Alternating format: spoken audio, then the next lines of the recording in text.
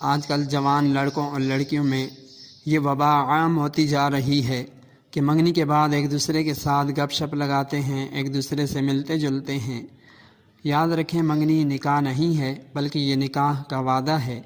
اس لیے محض منگنی ہو جانے کے بعد منگیتر یہ اجنبی مرد کے حکم میں ہوتا ہے۔ جس طرح اجنبی مرد عورت کا موبائل فون پر گپ شپ لگانا، باتیں کرنا یہ ناجائز ہے، حرام ہے، اسی طرح اپنے منگیتر سے گپ شپ لگانا حرام اور ناجائز ہے۔ بلکہ بسا اوقات نکاح سے پہلے یوں گپ شپ لگانے کے نقصانات بھی بسا اوقات سامنے آتے ہیں، بلکہ نکاح ہو جانے کے بعد بھی اپنے منگیتر سے ملنا، گپ شپ لگانا یہ ہماری اقدار کے خلاف ہے، معاشرتی اعتبار سے بھی یہ ٹھیک نہیں، لہٰذا اس سے اجتناب کرنا چاہیے۔